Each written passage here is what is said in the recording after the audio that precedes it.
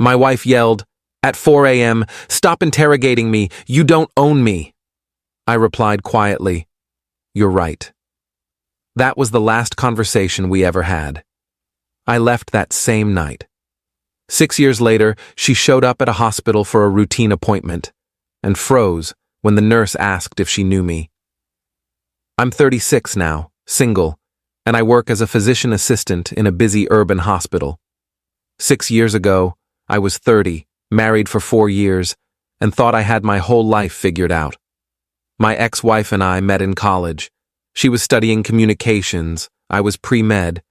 We were that couple everyone thought would make it. Got married right after I finished my PA program, moved into a decent apartment, adopted a dog together. All the standard relationship milestones. For the first 2 years of marriage, things were genuinely good. We had our arguments like any couple, but nothing serious. We talked about buying a house, maybe having kids in a few years. Then she got a promotion at her marketing firm. New responsibilities, new team, longer hours. I was supportive, encouraged her to take it.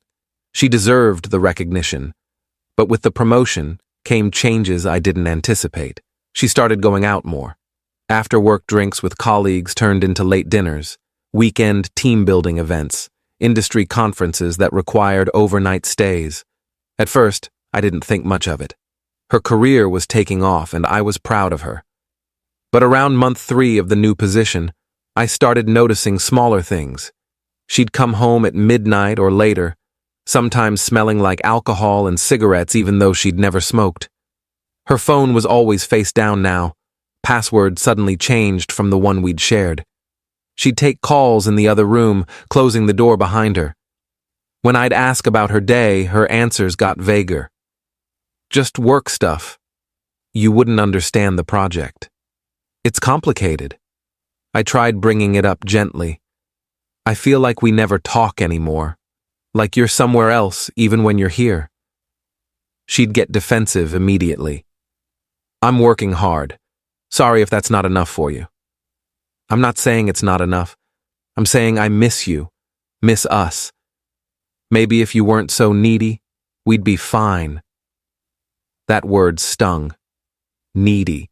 For wanting to spend time with my wife, for wanting to know what was going on in her life. The pattern continued for months. I'd stay up waiting for her to come home. She'd stumble in after midnight, brush past me without a word, and lock herself in the bathroom for 20 minutes. Some nights, she wouldn't come home at all, texting me around 2 a.m. that she was crashing at a colleague's place because she'd had too much to drink. I wanted to believe her. I really did. But my gut kept screaming that something was wrong. About 8 months into her promotion, I couldn't take it anymore. It was a Friday night, almost 4 a.m., and she still wasn't home. She'd texted at 11 saying she'd be late. Then nothing for 5 hours. No response to my calls or messages. She finally walked in at 3:47 a.m. I was sitting in the living room, couldn't sleep, had been pacing for hours. "Where were you?" I asked, trying to keep my voice level. "Out with the team, I told you. You said you'd be late, not that you'd be gone all night." "It's not all night, it's barely 4. You couldn't text, couldn't call?" She dropped her purse on the counter, kicked off her heels. "My phone died." "You couldn't borrow someone's phone? You couldn't find a charger?" Oh my God, here we go with the interrogation. "I'm not interrogating you. I'm asking why my wife didn't come home or communicate for 5 hours." "Because I was having fun. Because I was actually enjoying myself for once instead of coming home to this." "To what? To your husband who's worried about you." She laughed, bitter and sharp. "Worried, right. You mean controlling. How is wanting to know if you're safe controlling? You always do this. You always make me feel guilty for having a life outside of you. You sit here waiting for me like some pathetic—" She stopped herself. "Like some pathetic what?" "Nothing. Forget it." "No, say it. You were going to call me something, so say it." "You're suffocating me," she yelled. "Every day it's, where are you? What are you doing? When are you coming home? I can't breathe. I ask you those things because you're never here anymore. Because you've changed completely, and won't talk to me about what's going on. Nothing is going on. I'm working. I'm building a career. I'm sorry if that's not exciting enough for you. Is there someone else? The question hung in the air. She went completely still. What did you just say? I asked if there's someone else. Are you seeing someone? Her face twisted into something between rage and disgust. Unbelievable. You're actually accusing me of cheating? I'm asking, there's a difference. No, you're accusing. You're standing here at 4 a.m. acting like you own me, like I owe you an explanation for every second of my day. Stop interrogating me. You don't own me. I felt something break inside me. Not dramatically, not with anger. Just a quiet snap, like a thread that had been stretched too thin for too long. You're right, I said quietly. I don't own you. I never wanted to. I just wanted a partner who cared enough to come home, or at least call. She stared at me, and for a second, I thought she might say something real, might actually talk to me like we used to talk. But then her expression hardened again. I'm going to bed.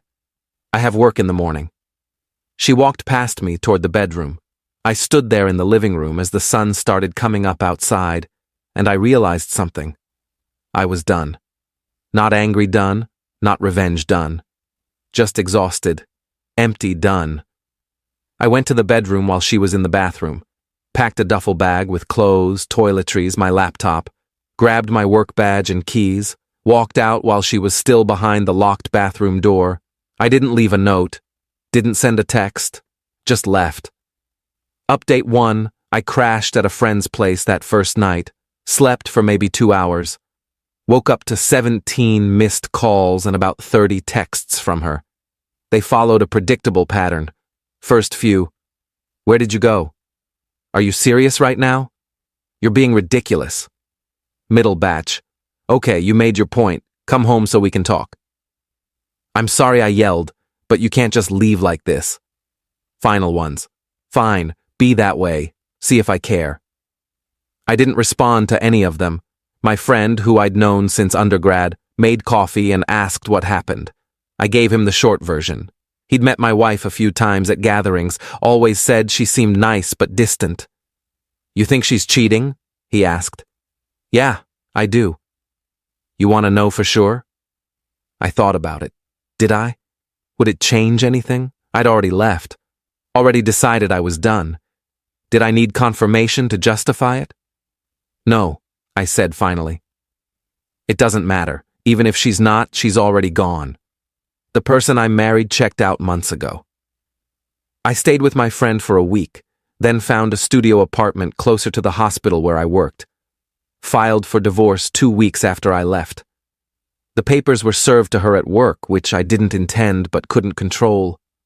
She called me immediately after being served. I actually answered that time. Are you kidding me right now? Her voice was shrill, panicked. You're divorcing me? Over one fight? Over months of you disappearing. Over you treating me like I'm the problem for caring. Over whatever you've been doing that you can't talk to me about. I haven't been doing anything. Then why couldn't you come home? Why couldn't you answer your phone? Why did you lock yourself in the bathroom for 20 minutes at 4 a.m.? Silence. That's what I thought, I said. If you do this, we're done. Forever. You understand that? That's kind of the point of divorce. You'll regret this. When you're alone and you realize you threw away 4 years of marriage over your own insecurity, you'll regret it. Maybe, but I'll regret staying more. I hung up. She tried calling back multiple times. I blocked her number. The divorce was finalized 4 months later. She didn't contest it, didn't fight for anything. We split our minimal assets. She kept the apartment lease. I took the dog since she'd never really bonded with him anyway. Clean break, legally speaking. But emotionally, that took longer. Update 2. Over the next 2 years, I threw myself into work, picked up extra shifts, volunteered for the worst schedules, took on additional training. The hospital became my life. It was easier than dealing with the aftermath of a failed marriage, Easier than dating, easier than examining what I could have done differently. I heard through mutual friends that she'd moved on quickly. Started publicly dating someone from her office about 3 months after the divorce was final. They got engaged within a year. I felt nothing when I heard that. Not anger, not vindication, nothing. Just a distant sense of, yeah, that tracks. I dated sporadically. Nothing serious. First date conversations always eventually led to, so why did your marriage end? And I never had a good answer that didn't make me sound bitter or her sound terrible. Usually just said we grew apart, which was true enough. The hospital kept me busy.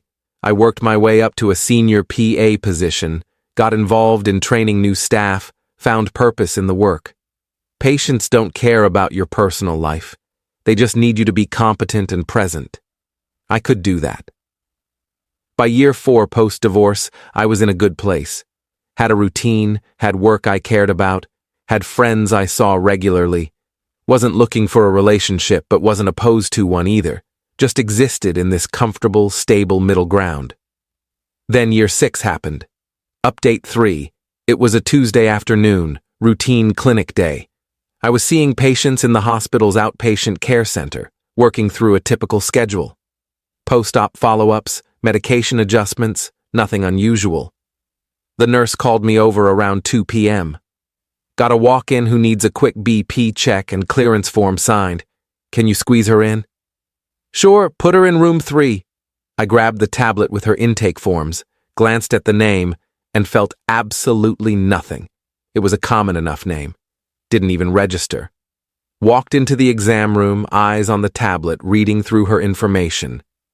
Hi, I'm just going to check your blood pressure real quick and... I looked up. She was sitting on the exam table, frozen, face completely white, staring at me like she'd seen a ghost. I felt my brain short-circuit for about 3 seconds. Then professional training kicked in.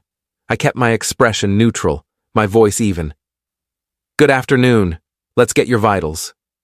She found her voice, shaky and small. I didn't know you worked here. 6 years now. The nurse came in, cheerful and oblivious, wrapping the blood pressure cuff around her arm. You two know each other? I met my ex-wife's eyes. Let the silence stretch just long enough to be uncomfortable. We used to, I said finally. The nurse, bless her, picked up on the tension and hurried through the reading. 120/78, nice and normal. I'll let you finish up. She left. The door closed. We were alone in the small exam room. My ex-wife spoke first. I had no idea you worked here. My doctor's office is in this building, and they said I could get the clearance form done downstairs instead of making another appointment. It's fine. I can sign off on this. How have you been? I almost laughed at the absurdity of the question. 6 years of silence, and that's what she leads with. Good. You? I'm okay. I got married, had a baby. That's actually why I need this form, for the daycare enrollment. I nodded, still processing. She was married, had a kid, moved on with her life completely. Congratulations, I said, and meant it. No sarcasm, no bitterness, just a flat statement of acknowledgement. She looked like she wanted to say more, kept opening her mouth, then closing it. Finally, I'm sorry. For how things ended, for how I treated you. I set down the tablet. Okay. That's it? Just okay? What do you want me to say? It was 6 years ago. We're different people now. I know, but I've thought about reaching out so many times, thought about apologizing. I was terrible to you. You deserved better. Yeah, I did. She flinched at that. I was seeing someone. The whole time, those last few months. You were right. I picked up the tablet again, started filling out the form. I know. How did you know? Because I'm not an idiot, and because you just confirmed it. He's not... I didn't marry him. That fell apart about a year after we divorced. I married someone else, someone better. Good for you. Are you seeing anyone? That's not really relevant to this appointment. She went quiet. I finished the form, signed it, printed it from the wall-mounted unit. You're all set. Form's good for 90 days. She took it, hands shaking slightly. Thank you. I moved toward the door, professional smile in place. Take care of yourself. Wait. I stopped, hand on the door handle. Can we talk? Actually talk. Maybe get coffee or something. I turned back to her, really looked at her for the first time since walking into the room. She'd aged, obviously. 6 years does that. But more than that, she looked tired. Worn down in a way that had nothing to do with having a baby, and everything to do with carrying guilt. Why? I asked. Because I owe you a real apology, a real explanation. Because I've been carrying this for 6 years and I need to... To what? Absolve yourself? Make yourself feel better? To give you closure? I almost laughed again. I got closure 6 years ago when I walked out. I'm good. Please, just one conversation. 30 minutes. I should have said no. Should have walked out. Maintained the boundary. Kept my life separate from that chapter. But something in her desperation, or maybe my own curiosity, made me pause. Fine. One conversation. There's a cafe in the lobby. 20 minutes. That's all I can spare. Update 4. We sat in the hospital cafe, 2 strangers with a shared history. Coffee neither of us really wanted getting cold between us. She started talking before I could even settle into my chair. Like she'd been holding this in for years, and the dam had finally broken. His name was my boss, the one I was sleeping with. It started about 2 months into the promotion. He was charming, paid attention to me, made me feel important. I know how that sounds. I know it's a cliché. But when you're working 70-hour weeks and your husband is asleep by the time you get home, when someone makes you feel seen. I made you feel seen, I said quietly. Until you stopped letting me. She nodded, tears starting. I know. I know you did. I pulled away from you because the guilt was eating me alive. Every time you asked where I was or when I'd be home, I felt like you could see right through me. So I got defensive, pushed you away, blamed you for caring. You made me feel crazy, like I was the problem. You were never the problem. I was. I was selfish and cowardly, and I destroyed the best thing I had because I was too weak to just be honest. I sipped my coffee, let her continue. That night, the 4 a.m. fight, I'd been with him. We'd had this big industry event, and afterward a group went to a hotel bar. Everyone else left around midnight. We stayed, went up to his room. I'd been lying to myself for months that it was just emotional, just friendship. But that night, I don't need the details. Right. Sorry. When I got home and you asked where I'd been, I panicked. Got angry instead of honest. And when you asked if there was someone else, I could have just said yes. Could have ended it there with some dignity. But I doubled down on the lie instead. Why are you telling me this now? She wiped her eyes. Because my therapist says I can't move forward until I face what I did. Because my husband knows about you but not the real story. Because I have a daughter now, and the thought of someone treating her the way I treated you makes me sick. Your husband doesn't know you cheated? He knows the marriage ended, doesn't know why. I told him we grew apart. I shook my head. You should tell him. He deserves to know who he married. That's not fair. I'm not that person anymore. Maybe not, but he should still know. What happens if he finds out some other way? If an old colleague mentions it? You think that'll go better? She looked down at her coffee. You're right. I know you're right. We sat in silence for a minute. I checked my watch. I need to get back. Thank you for listening. I know I don't deserve it. I stood up. I hope you have a good life. I hope you're better to him than you were to me. And I hope your daughter never has to learn these lessons the hard way. Do you hate me? I thought about it.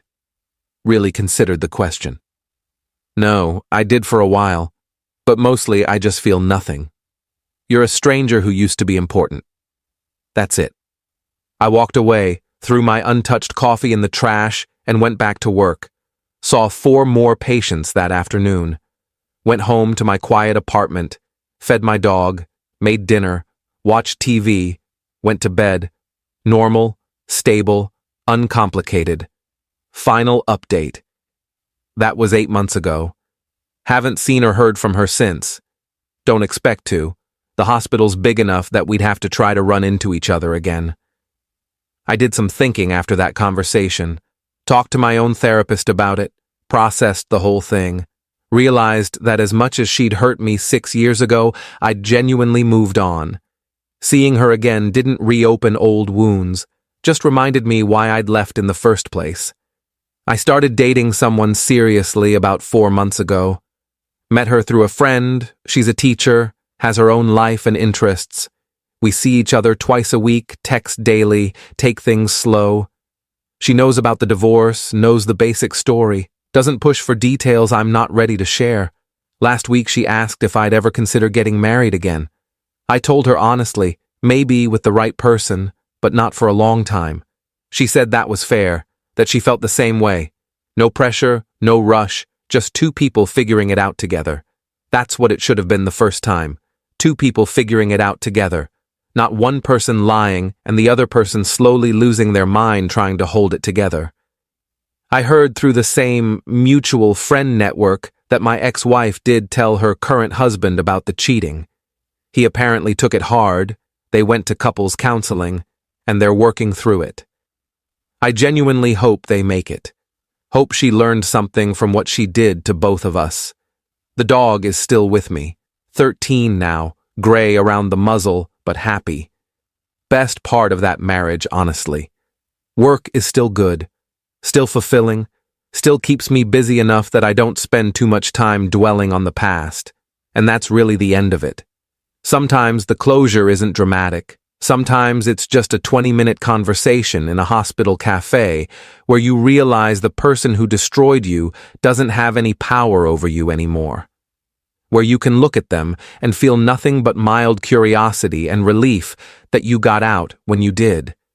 She wanted absolution I couldn't give her, wanted me to say it was okay, that I forgave her, that we could part as friends. But I don't owe her that. Don't owe her anything. The fact that I don't hate her is gift enough. I left 6 years ago at 4 a.m. with a duffel bag and a broken heart. Walked out on a marriage that was already over. Best decision I ever made. Not because it led to some amazing transformation or revenge plot or perfect new life, but because it led to peace. To waking up every morning not wondering where my partner was or if they were lying. To building a life that's genuinely mine, not a carefully maintained performance for someone who stopped caring. That's the lesson, I guess. Sometimes you don't get dramatic closure. Sometimes you just get to walk away and build something better. And 6 years later, when the ghost of your past shows up in an exam room, you get to look at them and realize you're completely fine. That they're just another patient needing a form signed. That the person who once had the power to devastate you is now just someone you used to know. And that's enough.